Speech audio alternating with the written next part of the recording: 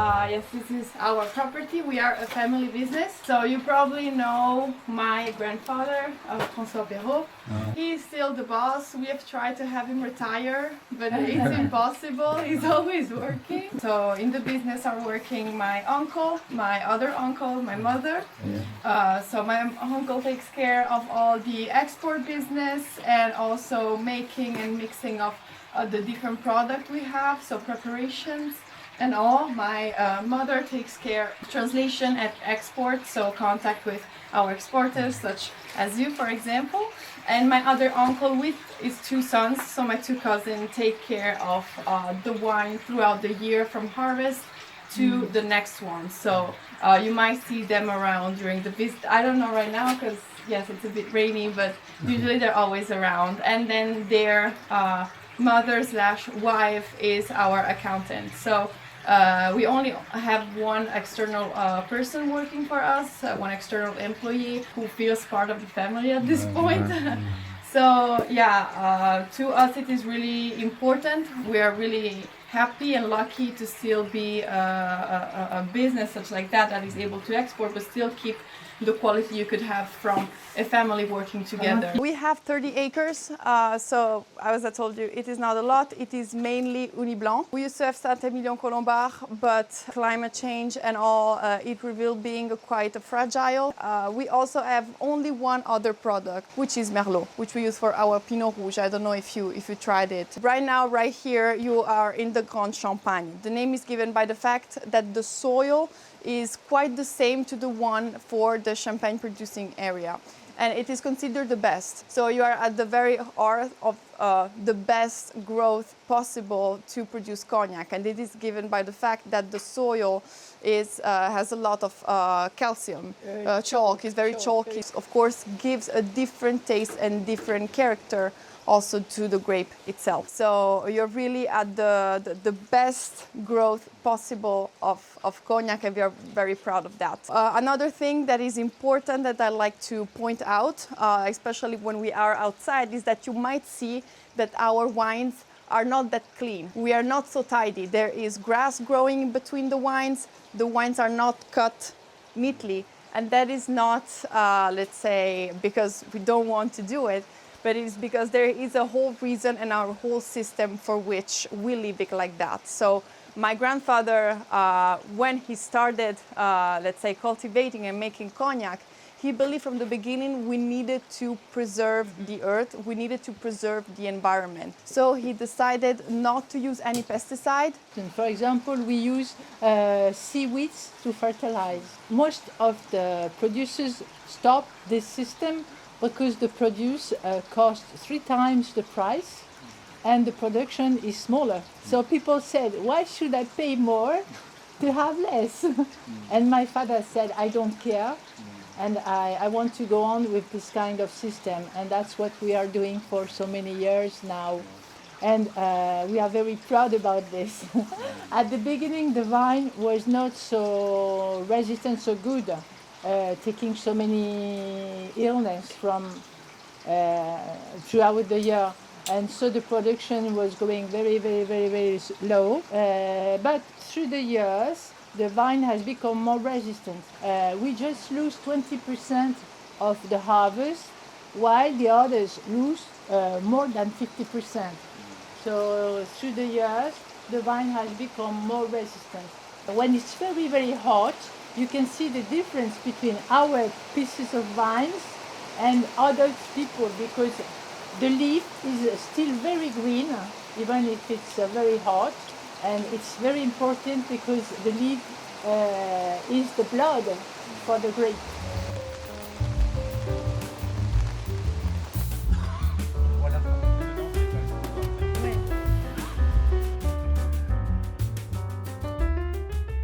When I was young, we used to have a group of 30 people coming from Spain to pick up the grapes by hand. And we needed 1.5 ounces for all the superficie, okay? And so we picked up the grapes by the beginning of September, always, even if it was too early, because we were always afraid of any disease starting in the vines, okay? And by the end of the harvest, mid-October, the grapes were a lot of maturity. And then we moved to the machine, and this is completely different because we have improved the quality, because we just need 2 weeks and a half instead of 6. And we are not afraid of any disease, because in case this happens, we pick up the grapes immediately. So this has improved so much quality of our wine and so of the cognac. Here, especially for cognac, so we start harvest by mid-September, and the sticks are moving.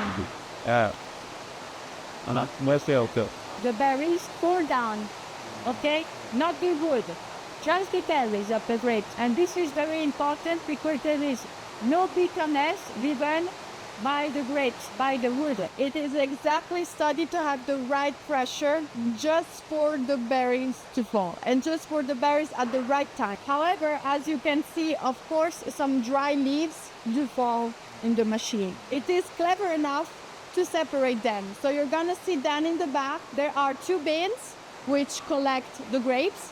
And then on the bottom, there are sort of tubes from which the leaves are basically put back into the soil. Okay, so that there is no waste, because of course they are still full of lymph and stuff, and they can still be used as fertilizer, and they can still be good for the ground. All of the grapes then go into these bins here where they are collected.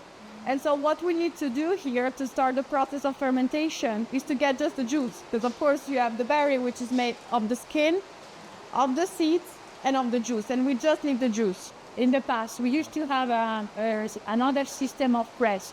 There was an infinite screw moving 2 places, crushing the grapes. Crushing the skin and crushing the seeds was giving some bitterness to the juice itself.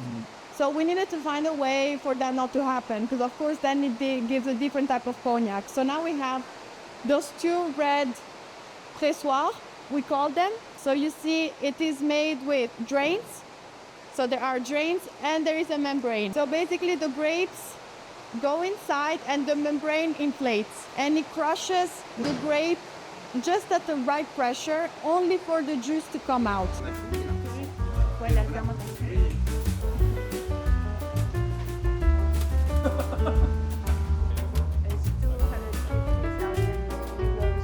And so we bought the second-hand machine because After we have got the grape juice, okay, we need to start a process of fermentation. So for us, since we do not want to get like proper drink of a wine, it is going to be a very fast process of fermentation, because then we need to go straight to distillation. And in order to start it, we will put a very specific type of yeast, okay, which is a laboratory yeast, which we wanted exclusively for our type of product, and we make do in laboratory. This process takes around a week or so. Sometimes it can stay longer into the tanks, and usually it helps getting the deposits out from the process of fermentation. In the back right here, you can see 2 other tanks. These are for one of our products, I believe you know, which is Pinot, so very local to here. And it was actually born by an estate a lot of years ago, who produced both wine and cognac. What happened is that he was meaning to put some grape juice into the wooden cask to then get to the wine. However, he forgot that in one of those casks, there was some cognac left. He believed that he would get wine, but no. What happened is that he tasted it, sensed that the grape juice had not fermented because there was cognac already inside, but the product was actually good. So he started consuming it by itself. He started spreading the word around. And so in the area, it was consumed, but it was house-made. So it was not something sold. Only some 80 years later, it started to be an actually produced and sold product. And now it is very popular here. And by the beginning of December, we start distillation. Now we go to distillation.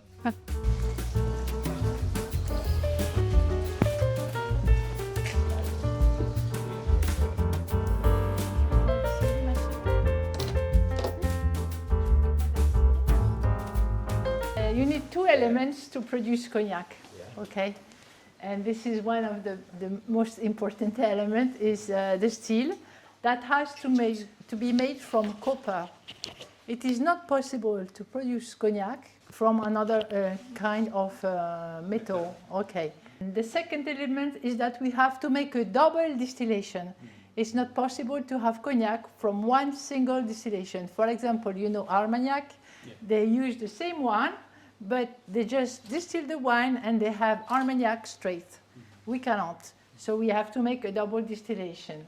So we bring the wine here. Inside you have a heating pot. You can see here the shape of the heating pot. So the name here you can see on this map is Rémy Martin because they use the official, the only possible way of distillation, and we all use this kind of distillation. Okay. So inside the heating pot, we put the wine. We heat by gas because we need a very regular temperature. Also for this reason, you can see that there are no ceiling. You have just the roof and the tiles. Okay, because this is a way to control the temperature outside. So also you can see that there are so many spiders, and this is natural because they eat the eventual worm that would attack the wood. So we have to leave it so. So we pour the wine inside. Then the vapors of alcohol go up, and this curved part that you can see is very important. It's called le col de cygne, the swan neck, like the bird. And the vapors of alcohol that are not pure enough are very heavy, and they cannot go through the swan neck, and they fall back inside the heating pot. And the good ones follow their way here until they reach this still outside there is cold water. The water is regenerated constantly because it becomes hot very quickly. And we need absolutely to have a hot and cold shock and then condensation. Okay, that's the process. So we put the wine inside, and then we will try to extract the middle. The name is brouillis in French. These are the purest vapors of alcohol we can get from wine. The first vapors of alcohol are not good, so we have to separate them, and then we put them back into the wine because it's alcohol. Let me show you the last distillation. So, attends, le vin. So we have a wine which is around 9% alcohol, 9-10. And then we will put this wine inside the heating pot and start distillation. And then we will keep just the pot in the middle. The blue part is due to oxidation from the copper. This is around 30-32% alcohol. So from 9, we have already reached 30-32. Yes. You can smell it already very fruity, very good. Most of the distillers have this still which is automatic. My father doesn't want this. He says, I want to be here to separate each alcohol myself and decide. So this means that when you start a distillation, he knows, because the quantity is always the same inside, more or less he knows when the alcohol, the heart comes, okay? So he is here 20 minutes before, smelling, and also Patrick and Stéphane, and tasting, and then at, 1 or 2 liters more. Because the process is non-stop, we have to wake up and separate all this alcohol. When I was young, my father used to sleep here because we had no gas. We used charcoal, and so he had to alimentate.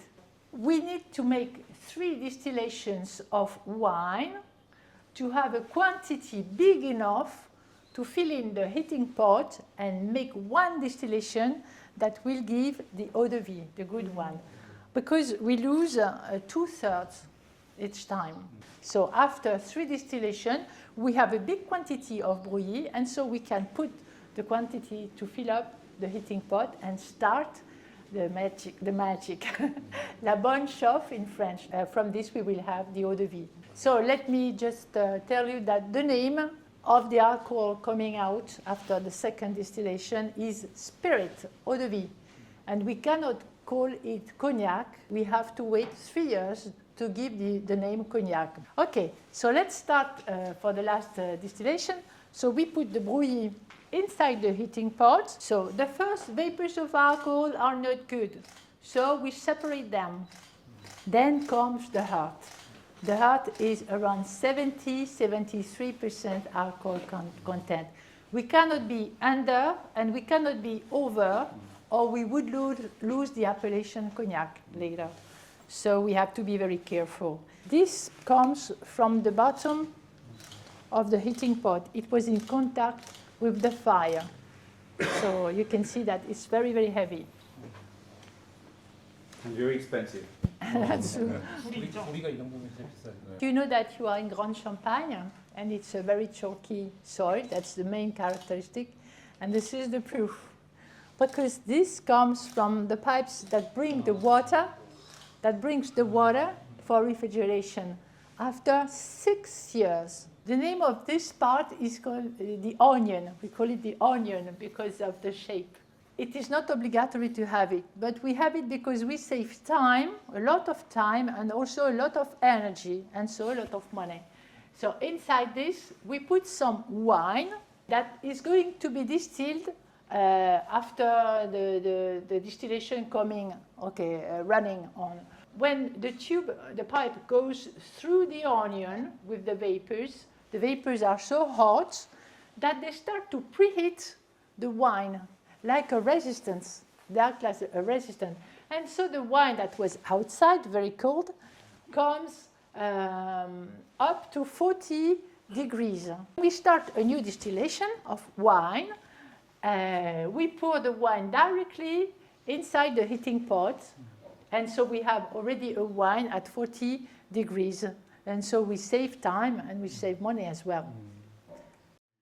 Up. So, of course, having the three environments separated not only protects us as people, but also our product. And also, if anything happens, leaking, we also had floods, not here, but like in the area there have been floods, not all shade together will be affected by it. So after the eau de vie is produced from the Arabic, so after we get the eau de vie, as my mother explained, it needs still to age for 2 years minimum to get the appellation of cognac. And it needs to age in a specific type of wood, which is French white oak. It cannot be any other type of oak, otherwise it is not called cognac. So in the first year, we put the cognac into this type of barrels, which are the newest barrels. And that is because since they are the newest, they're able to give much more tanning color to the eau de vie as well. However, my grandfather also always told us that too much tanning can give bitterness to the eau de vie itself. So what happens is that every 6 months for the first year, we switch from one barrel to the other in order to have a change in the eau de vie and in the barrel as well. So, and then later on, we will put the cognac into older barrels, like the one you can see. But we never mix with other cognacs, other vintage. Yes. Okay, we always use empty barrels. Ça fait 2 ans. That's a big difficulty because we have to have a very big stock of empty barrels. But So it's a choice we have made. So this is the color that the eau de vie gets after 1 year. And there's no artificial coloring. It is just by the fight, let's say, between the eau de vie and the wood. So, of course, they are made of French white oak, but in making the barrels, we have our own producer who kind of gets our recipe, our own maison recipe on how to make them. So, for example, we ask our producer to give them prune flavor, vanilla flavor, or other type of fruits, sweet, bitter flavor. So, as you can smell, I will make you smell over there so that you can understand. And of course it is burned inside, so to accentuate the flavor, the barrel before, of course, putting the cognac inside is burned, so that all the aroma can come out. So you can smell already from here, vanilla and prune. It is actually really strong. This is what always surprised me. It is not like a delicate, but it is a really strong smell. And when we produce the bubbles, we ask, for example, this piece of wood comes from this forest with a special taste. The one under comes from another place. So each of us asks a special way to produce the bubbles. Of course, those spiders are our friends. We have an interest in keeping them here because they help us fight the worm that would otherwise eat the wood of the barrel itself, and therefore they prevent leaking. So this whole system and ecosystem is very important. Another thing that you probably notice is how dark the walls are. So you probably know that this is a fungus. However, it is a good fungus. It is not unhealthy, it does not damage us, but it is just the result of the process of evaporation. In French, we call this la part des anges, which it's basically angel's part. Angel's share. Angel's share. So, The evaporation. and for the cognac producers, it represents 14 million. 43 millions de bouteilles. 43? Millions de bouteilles. 43 million bottles lost each year through evaporation.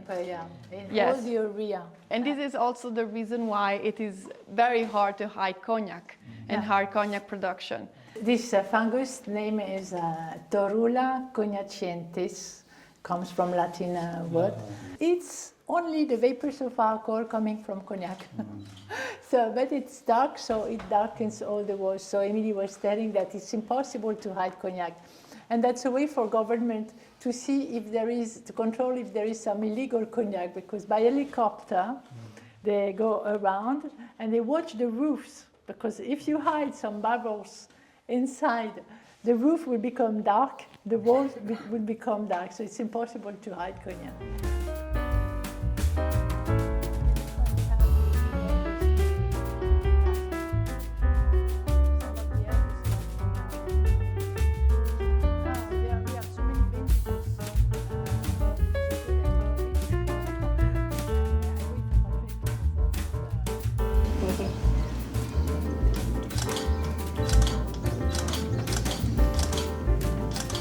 If you just drink it straight, you don't have all the flavors. So you need to put the glass, this is the official glass, into your hand. And then you close with the other hand on top. And when you see inside a veil of condensation, it means that it has reached the perfect temperature. Then it's completely different. If you want to try now. And you need to do this once, just one time. C'est pas obligé. Just one time. And then it's okay, but it's important to do that. Now Elodie is applying the wax for our cognac XO, if you want to have a look. Also here, c'est du XO ça? Non, C'est du SOP. My father's signature. Places corresponding to several different ages. The first one we had was that one. And in 1981, because it's a mechanic one and we try to keep it as much as possible. And then we had the second one for applying the corks and then the labels. And finally the last one is the one we took to wash the bottles.